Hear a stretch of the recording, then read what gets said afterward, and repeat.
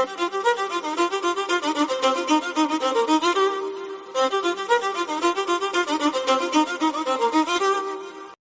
ছাত্রছাত্রীরা, সবাই ভালো আছে তো? আজকে আমরা অধ্যায় 3-এ চলে আসব। একটা খুবই ছোট চ্যাপ্টার, তড়িৎ শক্তি ও ক্ষমতা চ্যাপ্টারটার নাম। তো সামান্য কিছু জিনিস আছে এখানে আলোচনা করে নিই, 2-একটা বেশ পরীক্ষাতে আসেও। তো চ্যাপ্টারের নাম তড়িৎ শক্তি ক্ষমতা, এখানে শক্তি কার্য এসব নিয়ে আলোচনা করব। আমরা 11-এ একটা চ্যাপ্টার ছিল কার্যশক্তি, সেখানেও আলোচনা করেছি। সেই চ্যাপ্টার আর এই চ্যাপ্টার একরকম নয়, কারণ এখানে তড়িৎ বিজ্ঞানে কার্য শক্তি এইসব নিয়ে আমরা শুধুমাত্র আলোচনা করব। টোটাল কার্য বা শক্তি কী সেগুলো নিয়ে আলোচনা নয়। তো তোমরা বই খুললে প্রথমেই দেখতে পাবে বৈদ্যুতিক কার্যের কথা বলা হয়েছে এবং তার সংজ্ঞাটা দেওয়া আছে। সংজ্ঞাটা মুখস্থ করে নেবে। সংজ্ঞাটা কী আছে? 1 কুলম্ব পরিমাণ তড়িতাধানকে 1 ভোল্ট বিভব প্রভেদ অতিক্রম করাতে যে কার্য করতে হয় তাকে 1 জুল বলে। তাহলে জুলেরই সংজ্ঞা দেওয়া আছে, কিন্তু আধান এবং বিভব পার্থক্যের সাহায্যে। দেখো, তোমরা বিভব পার্থক্যের সংজ্ঞা অলরেডি জেনে ফেলেছো যে একটা একক ধনাত্মক আধান, একক ধনাত্মক আধান হোক আর যাই হোক, একক আধানকে অসীম থেকে যে বিন্দু বিভব মাত্র সেই বিন্দুতে আনতে হবে, যে কার্য করতে হয় সেই কার্যটাই হচ্ছে সেই বিন্দু বিভব। অর্থাৎ সেই বিন্দুতে একক আধান আনতে যে কৃতকার্য, সেটাকে আমরা বিভব বলতাম। তো তাহলে 1 কুলম্ব আধান যদি হয় আর বিভব যদি 1 হয়, তাহলে কার্যটা কত হবে? 1 গুণিত 1, অর্থাৎ 1 জুল। সেই জন্যই বলছে, দেখো একটু অন্যভাবে বলি, যে কিউ আধান আনতে যদি ডাব্লিউ পরিমাণ কার্য হয়, তাহলে একক আধান আনতে কত কার্য হবে? W/Q। সেটাকে আমরা বিভব পার্থক্য বলতাম। তাহলে বিভব পার্থক্য ভি সমান কী ছিল? W/Q। তাহলে কার্য সমান, কার্যটা ডাব্লিউ সমান কি? ভি ইন্টু কিউ, বিভব পার্থক্য ইন্টু আধান, মাথায় রাখতে হবে। তাহলে কার্য সমান বিভব ইন্টু আধান, অথবা অন্যভাবে বলতে গেলে বিভব পার্থক্য ইন্টু আধান। তো বিভব পার্থক্যটাও যদি 1 হয়, আধানটাও যদি 1 হয়, তাহলে কার্যটা কী হয়ে গেল? 1। তাহলে এইভাবে আমরা এসআই পদ্ধতিতে 1 জুলের সংজ্ঞা দিতেই পারি। তাহলে আধানটা তাহলে কি? 1 কুলম্ব, বিভব পার্থক্য কি? 1 ভোল্ট। তাহলে কার্য কত হলো? 1 জুল। তো সেটাই সংজ্ঞায় বলেছে, 1 কুলম্ব পরিমাণ তড়িতাধানকে 1 ভোল্ট বিভব পার্থক্য অতিক্রম করাতে যে কার্য করতে হয় তাকেই বলা হয় 1 জুল। তাহলে এই কথাটা বারবার মাথায় রাখবে, যে বিভব পার্থক্য, এই কার্য সমান আধান ইন্টু বিভব পার্থক্য, আধান ইন্টু বিভব পার্থক্য। আর তোমরা অলরেডি জেনে গেছো আধানের উপর প্রযুক্ত বল সমান আধান ইন্টু তড়িৎ ক্ষেত্র। তাহলে আধান ইন্টু তড়িৎ ক্ষেত্রটা হচ্ছে প্রযুক্ত বল, আধান ইন্টু বিভব পার্থক্যটা হচ্ছে কৃতকার্য। মাথায় আশা করি থাকবে। এইবার দেখো, আধান সমান আমরা আবার কী লিখতে পারি? আধান সমান কারেন্ট ইন্টু সময় লিখতে পারি। তাহলে আমরা কার্যের আর একটা রূপ কী পেয়ে গেলাম? তোমার বিভব পার্থক্য ইন্টু আধানের বদলে আইটি, তাহলে ভিআইটি। তাহলে কার্যের একটা রূপ পেয়ে গেলাম ভিআইটি, কার্য সমান ভিআইটি, মাথায় রাখতে হবে, কার্য সমান ভিআইটি। এরপরে তোমাদের বইয়ে যে বিষয়টা আলোচনা আছে সেটা হচ্ছে সক্রিয় ও নিষ্ক্রিয় বৈদ্যুতিক উপাদান। দেখো, একটা সার্কিটে যখন, এই বাড়ির সার্কিটটাই ভাবো না কেন, ফ্যান আছে, টিভি আছে, বাল্ব আছে, আরও অনেক তড়িৎ যন্ত্র কিন্তু যুক্ত আছে। তো এই যন্ত্রগুলোতে আমাদের কিন্তু আমরা শক্তি পাঠাই তড়িৎ প্রবাহের সাহায্যে। এবার সেই যন্ত্রগুলোতে আমাদের তড়িৎ শক্তি পাঠাতে গেলে উৎসের সঙ্গে কিন্তু কিছু সংযোগকারী তার দিয়ে তাদের সংযুক্ত করতে হয়। তো এই সংযোগকারী তারগুলোর মধ্যে দিয়ে যখন তড়িৎ প্রবাহ হচ্ছে, তখন সংযোগকারী তারগুলো কিন্তু উত্তপ্ত হচ্ছে, কেননা তাদের মধ্যে কিছুটা রোধ থাকে এবং তার ফলে তারা উত্তপ্ত হয়। এবং উত্তপ্ত হওয়া মানে কি? তড়িৎ শক্তির অপচয় হলো তাপ শক্তি রূপে। তাহলে এই যে অপচয়, এই অপচয়টা আমাদের কোনো কাজে লাগছে না, আসলে তো ওই জন্যই তো অপচয় বলা হচ্ছে। তো সেই জন্য এই যে রোধগুলো, কানেক্টিং ওয়্যারের রোধ, এই রোধগুলো কী করছে? এই অপচয়ের সৃষ্টি করছে। তো এই রোধগুলো আমাদের কোনো কাজে ব্যবহৃত হচ্ছে না, রোধগুলো না থাকলেই ভালো হতো। তো এই জন্য এই রোধগুলোকে বলে নিষ্ক্রিয় বা অকার্যকর রোধ, নিষ্ক্রিয় বা অকার্যকর রোধ। তাই বলে কানেক্টিং ওয়্যারের রোধ অবশ্যই নিষ্ক্রিয় বা অকার্যকর রোধ, কিন্তু একটা বাল্বের ভিতরে, ফিলামেন্টের বাল্ব ধরো, বাল্বের ভিতরের যে ফিলামেন্টের যে রোধ আছে সেটা নিশ্চয়ই নিষ্ক্রিয় বলতে পারবো না, কারণ সেই রোধটা আছে বলেই বাল্বটা গরম হচ্ছে এবং আলো দিচ্ছে। তাহলে সেই রোধটাকে আমরা অকার্যকর বলছি না। আবার ধরো হিটারের তাপ উৎপন্ন হবে, সেই রোদটা তো তাপ উৎপন্নতেই কাজে লাগছে। ভিতরে যে নাইক্রোমের তার আছে, তার রোদ আছে বলে যে তাপটা উৎপন্ন হচ্ছে। তাহলে সেক্ষেত্রে নাইক্রোমের তারটার রোদটা কখনোই নিষ্ক্রিয় বা অকার্যকর রোদ নয়। কিন্তু কানেক্টিং ওয়্যারটা যদি গরম হয় তাহলে তার রোদটা অবশ্যই নিষ্ক্রিয় বা অকার্যকর রোদ। আশা করি বিষয়টা বুঝতে পারলে। তাহলে আসলে তড়িৎ শক্তি পাঠালে সেটা দুভাবে ব্যয় হচ্ছে। একটা হচ্ছে অপচয়, সেটা নিষ্ক্রিয় বা অকার্যকর রোদে সেই অপচয়টা করছে। আর একটা অংশ অন্য কোনো শক্তিতে রূপান্তরিত হচ্ছে। সেটা ফ্যান হলে পারে কী হবে, গতিশক্তি বা যান্ত্রিক শক্তি। সেটা বাল্ব হলে পারে আলোক শক্তি ও তাপ শক্তি। সেটা হিটার হলে পারে তাপ শক্তি। এরকম আরও অনেক রকম শক্তিতে রূপান্তরিত হচ্ছে। তাহলে আশা করি বিষয়টা তোমাদের ক্লিয়ার হয়েছে। নিষ্ক্রিয় বা অকার্যকর রোদ আসে, যেটা 2 নম্বর এই 1 নম্বর পয়েন্টেই আছে। ওই সক্রিয় নিষ্ক্রিয় বৈদ্যুতিক উপাদানের 1 নম্বর পয়েন্টেই এটা বলা আছে, তোমরা পড়ে নিও। ধরা যাক একটা তোমার যন্ত্রের মধ্যে দিয়ে ভি বিভব পার্থক্যে আই পরিমাণ প্রবাহ পাঠানো হচ্ছে। তাহলে যে পরিমাণ শক্তি দেওয়া হচ্ছে বা যন্ত্রটার ওপর যে পরিমাণ কার্য করা হচ্ছে তার রাশিমালাটা একটু আগেই আমরা শিখে গেলাম। সেটা কি, ডাব্লিউ সমান ভি আই টি। এটা একটু আগে আলোচনা করছিলাম মুখে মুখে, বইও করা আছে, দেখে নেবে। কার্য সমান বিভব ইন্টু আধান, আধানের বদলে আইটি লিখলাম আমরা। আচ্ছা, এবার ধরো আমার ওই যন্ত্রটা, তড়িৎ যন্ত্রটা এমন একটা যন্ত্র যে শুধুমাত্র তাপ উৎপন্ন করে, মানে এই কার্যের পুরোটাই তাপশক্তিতে কনভার্ট হবে। তো আমরা সেক্ষেত্রে জানি কার্য থেকে তাপ যদি কার্যের পুরোটা তাপে কনভার্ট হয় তাহলে ডাব্লিউ সমান আমরা কি লিখতে পারি, জে এইচ, যেখানে যেটা হচ্ছে তাপের যান্ত্রিক তুল্যাঙ্ক আর এইচটা হচ্ছে উৎপন্ন তাপ। তো জের মান একক ভেদে পাল্টাই। তোমরা জানো এসআইতে 1 হয়, এমকেএসে 4.2 হয়, সিজিএসে 4.2 হয়। এগুলো তোমাদের জানা আছে। মানে ডাব্লিউর একক আর এইচের একক উপর ডিপেন্ড করে জের একক কি। ডাব্লিউর একক ধরো জুল, এইচের একক জুল, যেটা এসআইতে, তখন জের মান কি 1, কোনো একক নেই। ডাব্লিউর একক জুল, এইচের একক ক্যালোরি, তখন জে কী হবে 4.2 হবে। এরকমভাবেই কনভার্সনগুলো করতে হবে। যাই হোক, তো ডাব্লিউ সমান জে এইচ। ডাব্লিউর জায়গায় যদি আমি ভিআইটি লিখে তাহলে কী হচ্ছে, ভিআইটি সমান জে এইচ। এইবার ধরো আমি আইকে রাখবো, ভিকে রাখবো না। তাহলে ভি সমান আমরা আইআর জানি। ভি সমান আইআর লিখলে পরে কী হচ্ছে, একটা আই তো আছেই আগে থেকে, তাহলে আই স্কোয়ার আর টি হয়ে যাচ্ছে সমান জে এইচ। তাহলে এইচ সমান কী দাঁড়ালো, I square R T by J.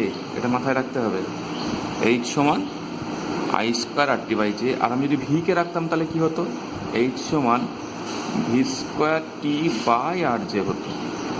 তাহলে এই দুটো ফর্মুলা কখন প্রযোজ্য হবে, যেটা পরিবাহীর মধ্যে দিয়ে তড়িৎ প্রবাহের ফলে পরিবাহীটার মধ্যে শুধুমাত্র তাপশক্তি উৎপন্ন হচ্ছে। তাহলে উৎপন্ন তাপ সমান কী লিখতে পারবো, হয় লিখবো I square R T by J, অথবা লিখবো V square T by R J. তো ধরো এই দুটো ফর্মুলা একই ফর্মুলা রিপিট, কিন্তু ফর্মুলা দুটোর প্রয়োগের সময় আমাদের একটু সাবধানতা অবলম্বন করতে হবে। এখন একটা খুব গুরুত্বপূর্ণ কথা বলছি, এটা মাথায় রাখবে। এই দুটো ফর্মুলার প্রয়োগের সময় আমাদের সাবধানতা অবলম্বন করতে হবে। যখন অঙ্ক আসবে, অঙ্কে ধরো এরকম আছে, একাধিক রোধ আছে, ধরো এরকম প্যারালাল কম্বিনেশন আছে, তখন প্রতিটা রোধে আমি ধরো আলাদা আলাদা করে উৎপন্ন তাপ বার করতে চাইছি, তখন এই ফর্মুলাটা ব্যবহার করা সুবিধাজনক। কারণটা কি, প্রতিটা রোধের দুই প্রান্তের বিভব পার্থক্যটা সেম, প্যারালাল কম্বিনেশন আছে বলে। হ্যাঁ, এবার যদি তোমার প্রতিটা রোধে আলাদা করে কারেন্ট বলে দেয় তখন তুমি তো এটা ব্যবহার করতে পারবে, সেটা কোনো ফ্যাক্ট নয়। এবার ধরো বিভব পার্থক্য বললো, আবার কারেন্ট বের করে আলাদা আলাদা করে করা অনেক বড় অঙ্ক হয়ে যাবে। কিন্তু যদি এই ফর্মুলাটা লাগিয়ে দাও তাহলে কিন্তু তুমি সহজেই বার করতে পারবে, কারণ উভয়ের দুই দিকে বিভব পার্থক্যটা সেম হয়ে আছে। কিন্তু এই ধরনের যদি শ্রেণী সমবায় থাকে তখন কিন্তু তুমি এই ফর্মুলা সরাসরি লাগাতে গেলে গণ্ডগোল। তখন তোমার কী হবে, কারেন্টের মানটা সেম হচ্ছে, তখন যদি কারেন্ট বলে দেওয়া থাকে তুমি এই ফর্মুলাটা কাজে লাগিয়ে দাও, প্রতিটা রোধে উৎপন্ন তাপ বেরিয়ে যাবে। তাহলে আশা করি বিষয়টা ক্লিয়ার হয়েছে। তাই বলে কি এই ফর্মুলাটা ইউজ করা যাবে না? সেক্ষেত্রে অবশ্যই যাবে। তাহলে আমাকে এই রোধটার দুই প্রান্তের বিভব পার্থক্য আলাদা করে বার করে নিতে হবে, এর দুই প্রান্তের বিভব পার্থক্য আলাদা করে বার করে নিতে হবে। তো এই বিষয়টা একটু মাথায় রেখো, তাহলেই হবে। তো আমরা ফর্মুলা শিখলাম H is equal to I square R T by J, অথবা H is equal to V square T by R J. যেটা কী বলো তোমরা জানো, তাপের যান্ত্রিক তুল্যাঙ্ক। আর এই ফর্মুলাটা যেন আমরা আগে শিখে ফেলেছি, অলরেডি ছোটো ক্লাসে শিখে ফেলেছি। এখানে আমরা এই ফর্মুলাটাকে তৈরি করলাম মাত্র, কিন্তু ফর্মুলাটা আমাদের আগে থেকেই জানা আছে। আবার এই ফর্মুলা থেকে এই যে মানে তাপের যান্ত্রিক তুল্যাঙ্কের সংজ্ঞাটাও দেওয়া সম্ভব। কেমন করে দেব তাহলে দেখে নিই। যে সমান কি হচ্ছে, যে সমান হচ্ছে I square R T by H. তো আমি আইটা আমার হাতে আছে, আমি প্রবাহটাকে 1 অ্যাম্পিয়ার করলাম, বিভব পার্থক্য পাল্টে দিয়ে প্রবাহটাকে 1 অ্যাম্পিয়ার করে দিলাম, রোধটাকে আমি 1 ওহম নিলাম, টিটা আমার হাতে আছে 1 সেকেন্ড, মানে একক সময় নিয়ে কাজ করলাম। তাহলে এই দিকে কী পড়ে থাকলো 1/j, মানে যে পরিমাণ তাপ উৎপন্ন হয় তার অনন্যক, সেটা সমান কি 1/h, যে পরিমাণ তাপ উৎপন্ন হয় তার অনন্যক সেটা সমান কি j, অর্থাৎ তাপের যান্ত্রিক তুল্যাঙ্ক। তাহলে আমাদের সংজ্ঞাটা কী দাঁড়ালো, কোনো একক রোধের পরিবাহীর মধ্যে দিয়ে একক সময় ধরে একক পরিমাণ তড়িৎ প্রবাহিত হলে ওর মধ্যে যে তাপ উৎপন্ন হয় সেই তার অনন্যককেই আমরা কি বলবো, তাপের যান্ত্রিক তুল্যাঙ্ক বা জুল তুল্যাঙ্ক। তাহলে এভাবেও তাপের যান্ত্রিক তুল্যাঙ্কের সংজ্ঞা দেওয়া সম্ভব, তোমরা একটু মুখস্থ করে নিও। আচ্ছা, এবার দেখো আমরা আর একটু উপর দিকে একবার যাই, কী কী জিনিস পেয়েছিলাম সেখানে না লেখাটা হয়নি, আমি আগে মুখে বলে ফেলেছিলাম। দেখো আমরা প্রথমেই বলেছিলাম যে কোনো একটা আধানের ওপর প্রযুক্ত বল সমান কী ছিল, ক্ষেত্র প্রাবল্য ইন্টু আধানের মান। তারপরে কি আধানটাকে কোনো একটা বিন্দুতে আনতে কার্য ডাব্লিউ সমান কী ছিল, বিভব পার্থক্য ইন্টু আধানের মান। একটা বিন্দু থেকে আরেকটা বিন্দুতে নিয়ে যাচ্ছি, কৃতকার্য কত, বিভব পার্থক্য ইন্টু আধানের মান। সেখান থেকেই তো আমরা ভিআইটি ফর্মুলা পেলাম, কিউয়ের জায়গায় আইটি করে দিলাম, যাই হোক। তো সেটা সমান তাহলে আমি লিখছি ভিআইটি, কিউ সমান আইটি, তোমরা জানো।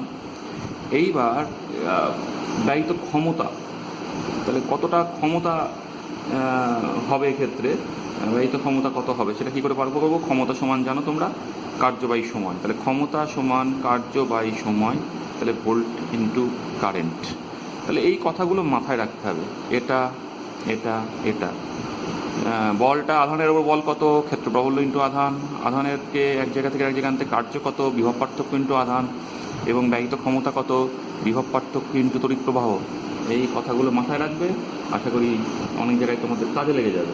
তো এখান থেকে আমরা দেখো ক্ষমতার একটা একক পাচ্ছি, সেটা হচ্ছে ভোল্ট ইন্টু অ্যাম্পিয়ার। তাহলে ভোল্ট ইন্টু অ্যাম্পিয়ার কোন রাশিমালার একক, অবশ্যই ক্ষমতার একক। এদিকে এখানটায় কার্যের একক কী পাচ্ছি, ভোল্ট ইন্টু কুলম্ব। এখানে বলের একটা কী পাচ্ছি, ওখানে তো বলের ক্ষেত্র পাবলের এককের মধ্যে বলের একক ঢোকানো হয়, যাই হোক এটা বাদ দাও। তাহলে আশা করি নতুন নতুন এককগুলো শিখতে পারলে তোমরা। এইবার একটা গুরুত্বপূর্ণ বিষয়ে আসি। আমি একটা ব্লক ডায়াগ্রাম অটোমেটিক অলরেডি আঁকিয়ে ফেলেছি। ব্লক ডায়াগ্রামটা যে কোনো বর্তনীর ক্ষেত্রে প্রযোজ্য। দেখো বর্তনীতেই একটা উৎস অবশ্যই থাকবে, এই উৎসটা বিভব পার্থক্য উৎপন্ন করবে, তড়িৎচালক বল উৎপন্ন করবে। তো এই উৎসটা যে বিভব পার্থক্য উৎপন্ন করে সেটা হচ্ছে ধরো ভি, এবং সেক্ষেত্রে সে যে প্রবাহ দেয় সেটা হচ্ছে আই। তো উৎস যুক্ত থাকবে অবশ্যই একটা সক্রিয় উপাদানের সঙ্গে, যেমন বাড়ির ক্ষেত্রে কী হবে, সেই সক্রিয় উপাদান ফ্যান হতে পারে, লাইট হতে পারে, টিভি হতে পারে, ফ্রিজ হতে পারে, কত কী না হতে পারে। সেই সক্রিয় উপাদানে কিন্তু উৎস যে বিভব পার্থক্য তৈরি করবে তার পুরোটা আপতিত হবে না। দেখো সক্রিয় উপাদানে আপতিত বিভব পার্থক্য কী দেখিয়েছি, V0। কেন আপতিত হবে না, কারণ কানেক্টিং ওয়্যার বা অন্য কোনো জায়গায় কিছু নিষ্ক্রিয় উপাদান আছে যেখানে কিছুটা বিভব নষ্ট হবে, এবং সেখানে তার ফলে কী হবে, তাপ উৎপন্ন হবে, এবং সেটা হচ্ছে অপচয়। তো একটা ব্লক আঁকিয়েছি, সেখানে লিখে রেখেছি নিষ্ক্রিয় উপাদান, সেই নিষ্ক্রিয় উপাদানের রোধ কত, আর এই আরটা অবশ্যই নিষ্ক্রিয় রোধ। বর্তনীটা সব কিছুই শ্রেণীতে যুক্ত, বর্তনী প্রবাহ কত, আই। তাহলে উৎস ধর টি সময়ের জন্য এটা চালু থাকলো, বর্তনীটা অন থাকলো, তাহলে উৎস কত শক্তি দিল, সেটা অবশ্যই ভিআইটি, ভি ইন্টু কিউ, তাহলে ভিআইটি। সেই শক্তিটার কিছুটা অংশ সক্রিয় উপাদানে ব্যয়িত হলো, সেটা কত, সেটা হচ্ছে V0 আইটিটাও কারেন্টের মান সেম, কারেন্টের মানটা নিশ্চয়ই পাল্টে যাবে না, সবাই শ্রেণীতে আছে। প্লাস নিষ্ক্রিয় উপাদানের যে ব্যয় হয় সেটা একটু আগেই আমরা শিখে ফেললাম, সেটা কত, I²R_T। তাহলে আমি যদি টিগুলোকে বাদ দিই তাহলে আমি কি পাচ্ছি, V×I সমান V0I প্লাস I²R। তো এটা মাথায় রাখতে হবে। তাহলে V×Iটা কি, V×I হচ্ছে উৎসের ক্ষমতা, কারণ ভোল্টেজ ইন্টু কারেন্ট একটু আগে আমরা ক্ষমতা পেয়ে গেছি। V0I কি? V0I হচ্ছে সক্রিয় উপাদানে দায়িত্ব ক্ষমতা, আর বাকিটা কি? অপচয়। অপচয়টা কত? I²R। তাহলে সমীকরণটা মাথায় রাখবে, অঙ্ক করার সময় কাজে লেগে যাবে।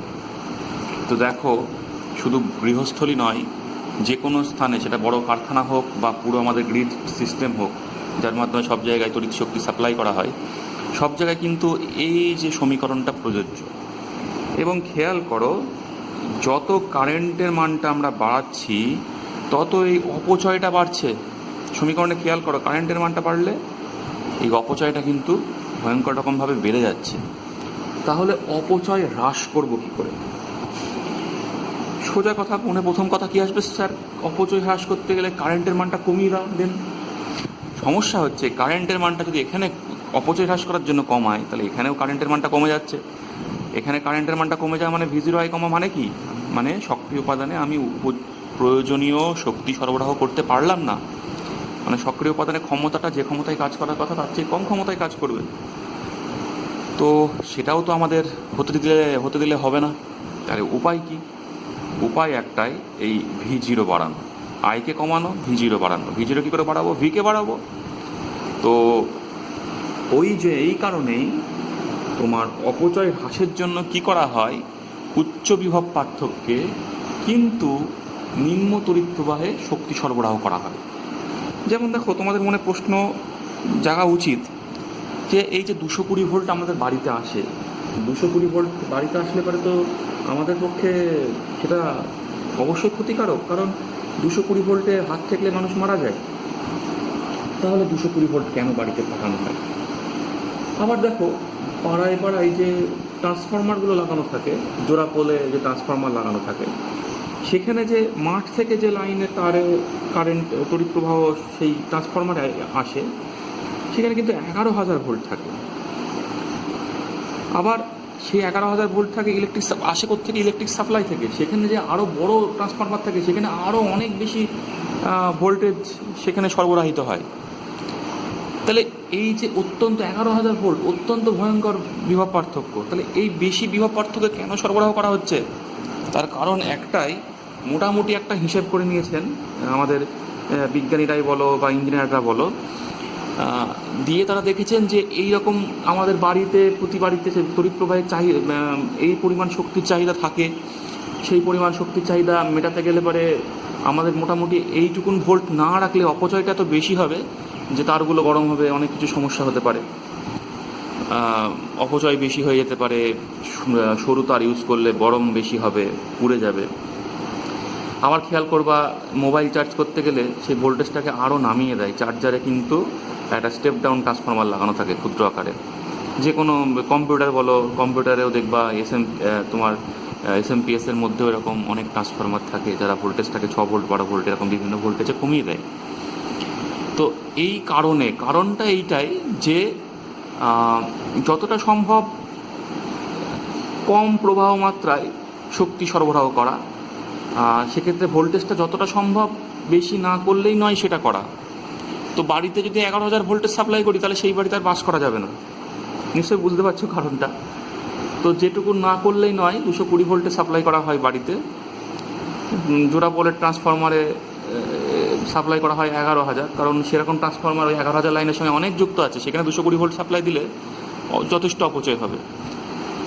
সেই সাপ্লাইটা ইলেকট্রিক সাপ্লাই থেকে আসে, সেই সাপ্লাই আবার যেখানে মেন জায়গা থেকে সাপ্লাই দেওয়া হয়, সেখানে আরও বেশি ভোল্টেজে সাপ্লাই দেওয়া হয়।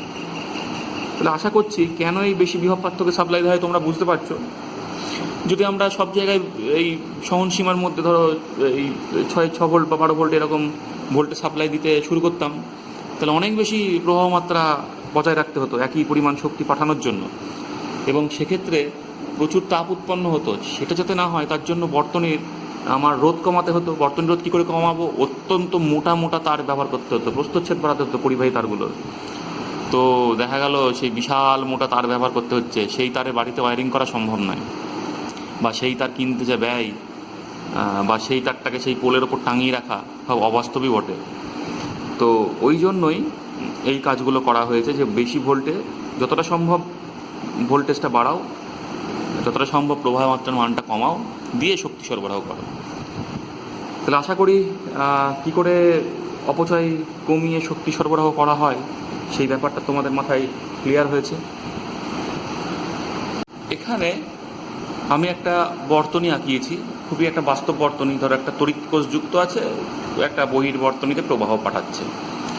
বহির্বর্তনীর কি হতে পারে, একটা বাল্ব হতে পারে, একটা রেডিও হতে পারে, যাই হোক না কেন, সেটা নিয়ে আমাদের আলোচনা নয়। তো প্রবাহ পাঠাচ্ছে, সেই বহির্বর্তনীর রোধ কত, ক্যাপিটাল আর।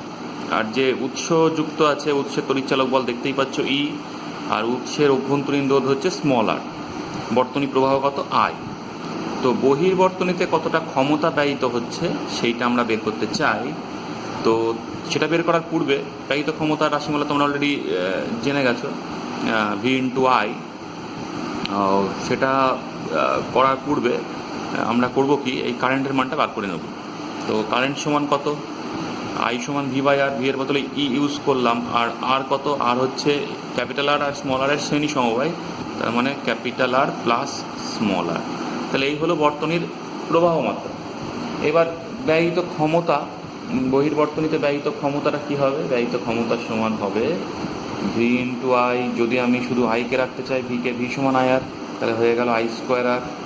তো আয়ের রাশিমালা আমরা পেয়ে গেছি, মানটা বসিয়ে দিলাম, তাহলে আরটাকে রাখলাম, আই এর বদলে ই বাই আর প্লাস আর, তার হোল স্কোয়ার বসালাম। তাহলে আলটিমেটলি আমি পি সমান পেলাম E square R by R plus small r এর হোল স্কোয়ার। তাহলে এই হলো বহির্বর্তনীতে ব্যয়িত ক্ষমতা। তো বহির্বর্তনীতে যে ক্ষমতাটা ব্যয় হচ্ছে সেটাকে আমি ম্যাক্সিমাম করতে চাই, মানে ম্যাক্সিমাম ক্ষমতাটা বহির্বর্তনীতে ব্যয় করতে চাই। তার শর্তটা কী? দেখো, এই যে সমীকরণ পেলাম, কী কী পাল্টাতে পারে? ডান দিকে ই তো পাল্টাবে না, ব্যাটারি তড়িৎচালক বল, বহির্বর্তনীর ব্যাটারির অভ্যন্তরীণ রোধ পাল্টাবে না। তাহলে একমাত্র ক্যাপিটাল আরটাকে বাড়িয়ে কমিয়ে আমি বাড়ালে কমালে কী হবে, আই বাড়বে কমবে, এবং সেক্ষেত্রে বহির্বর্তনীতে কখন প্রবাহ সর্বোচ্চ হবে সেইটা নিয়ে আমাদের আলোচনা। অর্থাৎ আর পাল্টালে বহির্বর্তনীতে ব্যয়িত ক্ষমতা পি পাল্টাবে। তাহলে পি এর মান ম্যাক্সিমাম কখন হবে সেটাই আমরা বার করতে চাই। তো পি এর ম্যাক্সিমাম বা মিনিমাম মানের জন্য আমরা করবো কি, কার সাপেক্ষে পি পাল্টাচ্ছে, আর এর সাপেক্ষে। তাহলে আর এর সাপেক্ষে পি এর ফার্স্ট ডেরিভেটিভ করব, আর ম্যাক্সিমাম মিনিমামের জন্য সেই ডেরিভেটিভ সমান কী করব, সেই ডেরিভেটিভের সমান আমরা 0 করে দেবো। তাহলে আমরা করতে চাইছি ডিপিডিআর। তাহলে ডিপিডিআর সমান কত, ই স্কোয়ার ধ্রুবক থাকলো, এটা হচ্ছে ভাগের ফর্মুলা, এটা হর, প্রথমে করব হরের স্কোয়ার, অর্থাৎ টু দি পাওয়ার 4 হয়ে গেল। তারপরে হরকে রাখবো, দিয়ে লবের ডেরিভেটিভ বুঝতে পারছো 1 মাইনাস, এবার লবকে রাখবো, হরের ডেরিভেটিভ কি, হরের ডেরিভেটিভ হচ্ছে 2 ইন্টু আর প্লাস স্মল আর ইন্টু আবার ভিতরটা ডেরিভেটিভ 1 হচ্ছে, আর লিখলাম না। তাহলে এটা সমান কি হবে, 0। কেন 0? ওই পি এর সর্বোচ্চ বা সর্বনিম্ন মানের ক্ষেত্রে সেগুলো লিখতে হবে এখানে। তো এখান থেকে আমরা কি পাচ্ছি, এখান থেকে পাচ্ছি আর প্লাস আর এর হোল স্কোয়ার প্লাস 2 এই minus 2 R into R plus R is equal to 0, বাকিগুলো নট ইজ ইকাল টু 0। তাহলে এটা অবশ্যই 0 হতে হবে। এখান থেকে আর প্লাস আর কমন গেলে কি পড়ে থাকে, আর প্লাস আর কমন গেল, পড়ে থাকলো আর প্লাস আর মাইনাস 2 আর, সেটা সমান 0। নিশ্চয়ই বুঝতে পারছো এটা 0 নয়, দুটোতে যোগফল 0 হবে না, তাহলে এটাই 0, সেটাও পাশে লিখে দিতে হবে। তাহলে এখান থেকে কী পাচ্ছি, স্মল আর, আর এই বিয়োগটা করলে কত হচ্ছে, minus R is equal to 0। তাহলে সেখান থেকে পাচ্ছি আর সমান স্মল আর। তাহলে এইটাই শর্তটা কি, যে কখন বহির্বর্তনীতে সর্বোচ্চ ক্ষমতা ব্যয় হবে, না যখন বহির্বর্তনীর রোধ আর অভ্যন্তরীণ বর্তনীর রোধ সমান হবে, তখনই বহির্বর্তনীতে আমরা সর্বোচ্চ ক্ষমতা পাবো। মাথায় রাখতে হবে, বহির্বর্তনীতে তখনই সর্বোচ্চ ক্ষমতা পাবো যখন বহির্বর্তনীর রোধ আর অভ্যন্তরীণ বর্তনীর রোধ সমান হয়ে যাবে। সেক্ষেত্রে সর্বোচ্চ ক্ষমতার রাশিমালাটা কত হবে, সর্বোচ্চ ক্ষমতার রাশিমালা ওই যে এই যে সমীকরণ, এখানে স্মল আর সমান ক্যাপিটাল আর বসিয়ে দাও, তাহলে কত হচ্ছে তোমার আর স্কোয়ার বাই, দুটোই যদি আমি ক্যাপিটাল আর করে দিই, তাহলে 2 ক্যাপিটাল আর তার হোল স্কোয়ার, তাহলে 4 আর স্কোয়ার, তাহলে হয়ে গেল স্কোয়ার বাই 4 আর। তাহলে সর্বোচ্চ ক্ষমতা রাশিমালা কি, square by 4 into capital R অথবা 4 ইন্টু স্মল আর করতে পারো। তাহলে এই গেল বিষয়। গ্রাফটা কেমন হবে, গ্রাফটা হবে অনেকটা এরকম, কেমন না, যখন এই অক্ষ বরাবর আমি ক্যাপিটাল আরকে প্রকাশ করছি আর এই অক্ষ বরাবর ব্যয়িত ক্ষমতাকে প্রকাশ করছি, ক্যাপিটাল আর এর মানটা বাড়ছে, শূন্য থেকে বাড়ছে, ব্যয়িত ক্ষমতা বাড়ছে। যখন ক্যাপিটাল আরটা স্মল আর এর সঙ্গে সমান হয়ে গেল তখন সর্বোচ্চ ক্ষমতা পেলাম। এরপরে ক্যাপিটাল আরের মানটা যদি আবার আরও বাড়ে তাহলে ব্যয়িত ক্ষমতা কিন্তু কমতে শুরু করবে। তাহলে এই গেল গ্রাফ, প্র্যাকটিস করবা। তাহলে এই হলো মোট বিষয়। ছাত্রছাত্রীরা, এইবার আমরা যে বিষয়ে আসছি সেটা হচ্ছে একটা তারের মধ্যে দিয়ে নিরাপদে সবচেয়ে বেশি কত পরিমাণ প্রবাহ পাঠানো যেতে পারে সেটা কোন কোন বিষয়ের উপর নির্ভর করে সেই ব্যাপারে। দেখো, নিরাপদে বলছি কারণ একটা তারের মধ্যে দিয়ে তুমি যা ইচ্ছে তাই তড়িৎ প্রবাহ পাঠাতে পারো না। তড়িৎ প্রবাহের মান বাড়ালে পারে তারটাতে নিষ্ক্রিয় উপাদানের দরুন উৎপন্ন তাপমাত্রার পরিমাণ বাড়বে, এবং সেটা যদি তার গলনাঙ্কের ফলে তারটার যে তাপমাত্রাটা বেড়ে যেটা হচ্ছে সেটা যদি তার গলনাঙ্ককে কখনো অতিক্রম করে যায় তাহলে কী হবে, তারটা কিন্তু গলে যাবে। তো কখনোই আমরা সেটা চাইবো না তারটা গলে যাক, তারটা গলে গিয়ে আগুন ধরে দুর্ঘটনা ঘটার সম্ভাবনা থাকে, যেটাকে তোমরা শর্ট সার্কিট ক্ষেত্রে অনেক সময় সেটাই হয়। তো যাই হোক, তো সর্বোচ্চ নিরাপদ প্রবাহ মাত্রা কত হয় সেটা আমরা আলোচনা করে নিই। তো তার আগে পুরনো কিছু বিষয় আমাদের একবার ঝালিয়ে নিতে হবে। যেমন একটা তারের রোধ আর সমান কি জানি, রো এল বাই এ। এলটা কি, এলটা তারের দৈর্ঘ্য, রোটা কি উপাদানের রোধাঙ্ক, এটা কি প্রস্থচ্ছেদ। আমরা এটাকে এভাবে লিখতে পারি, এর বদলে পাই আর স্কোয়ার, যেখানে আর হচ্ছে তারটার ব্যাসার্ধ। এইবার তারটাতে উৎপন্ন তাপ, একটা তারের উৎপন্ন তাপ এইচ সমান কি শিখেছি, আই স্কোয়ার আর, যদি একক সময়ে ভাবি তাহলে আই স্কোয়ার আর টিটা একক বাই জে লিখতে পারি। তো আর এর রাশিমালাটা লিখে দিলে কি দাঁড়াচ্ছে, I square rho L by pi J R square. আচ্ছা, এই যে তাপটা উৎপন্ন হলো তার ফলে তাপটা কী হবে, তাপমাত্রা বাড়বে। তাপমাত্রা বাড়লে কি হবে, তারটার যে ক্ষেত্রফল সেই ক্ষেত্রফল দিয়ে কিন্তু তাপ পরিবেশে, পরিচলন পদ্ধতিতেই বলো বিকিরণ পদ্ধতিতেই বলো, সেভাবে কিন্তু তাপ পরিবেশে চলে যাবে। তো তাপমাত্রা যত বাড়বে, এই যে পরিবেশে যে তাপ চলে যাচ্ছে এটাকে আমরা তাপ ব্যাপনতা বলি, এই তাপ ব্যাপনতার পরিমাণটাও বাড়বে। তো এক সময় গিয়ে কেমন হবে না, যেটুকুন তাপ উৎপন্ন হচ্ছে সেইটুকুন তাপই ব্যাপিত হয়ে যাচ্ছে, ফলে তারটার তাপমাত্রা আর বাড়বে না। এই যে ঘটনাটা ঘটছে যে যেটুকুন তাপ উৎপন্ন হচ্ছে সেইটুকুন তাপই ব্যাপিত হয়ে যাচ্ছে, এটা নিশ্চয়ই তারটা গলে যাওয়ার আগে ঘটতে হবে, তবেকারই নিরাপদে প্রবাহ মাত্রাটা বজায় রাখা যাবে।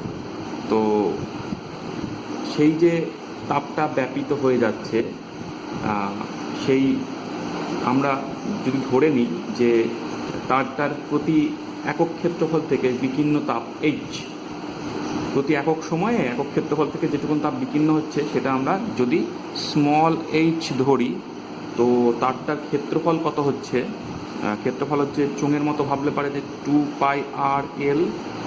তাহলে ক্ষেত্রফল দিয়ে কত পরিমাণ তাপ বিকিরণ হচ্ছে, কিন্তু এইচ বিকিরণ না বলে ব্যাপন বলা ভালো।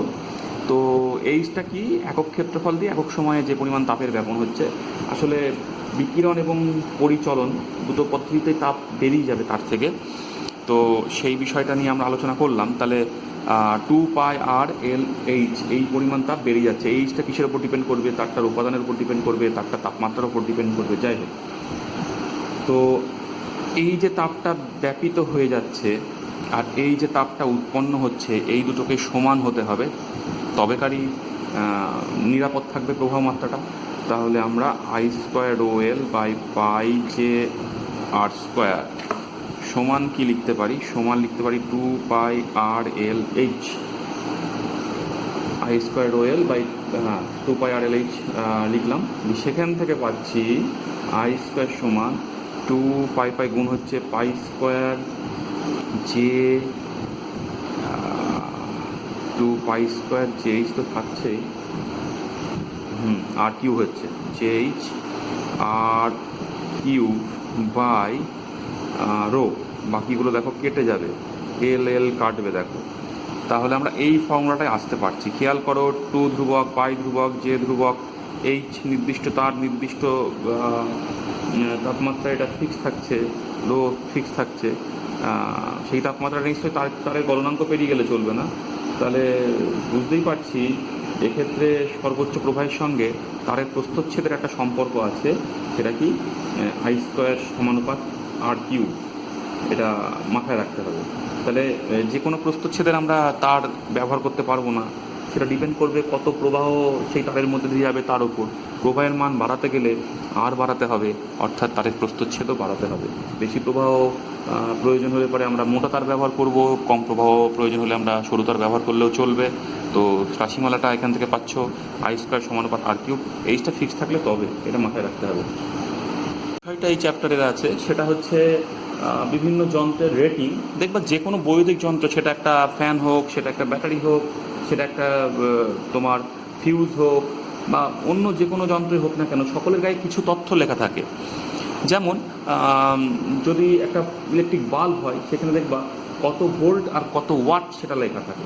এই রেটিংটাকে বলে ভোল্ট রেটিং আর ওয়াট রেটিং, ভোল্টেজ রেটিং এবং ওয়াটেজ রেটিং। তো ভোল্টেজ রিডিং কেন প্রয়োজন? ভোল্টেজ রিডিং থেকে আমরা কি জানতে পারি যে কত বিভব পার্থক্যের মধ্যে আমি ওকে জুড়তে হবে।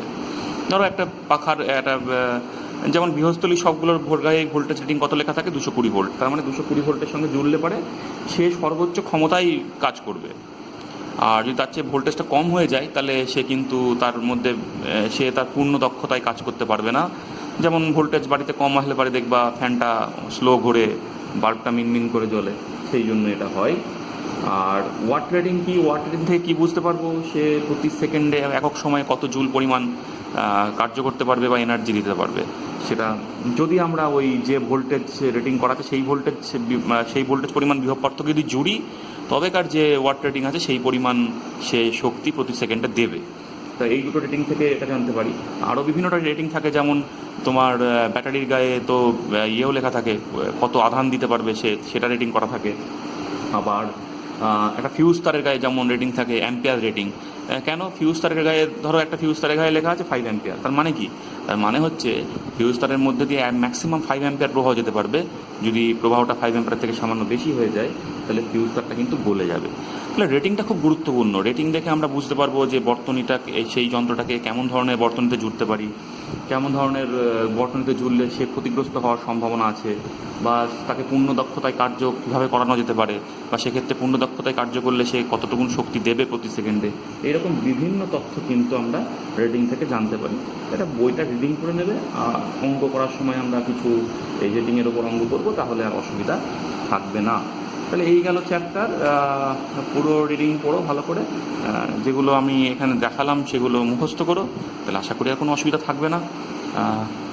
তাহলে আজকে আর দূরই, আশা করি তোমাদের কিছু সমস্যা দূর করতে পারলাম। পড়াশোনা করো, পরিশ্রম করো, পরের ভিডিওতে আবার দেখা হবে।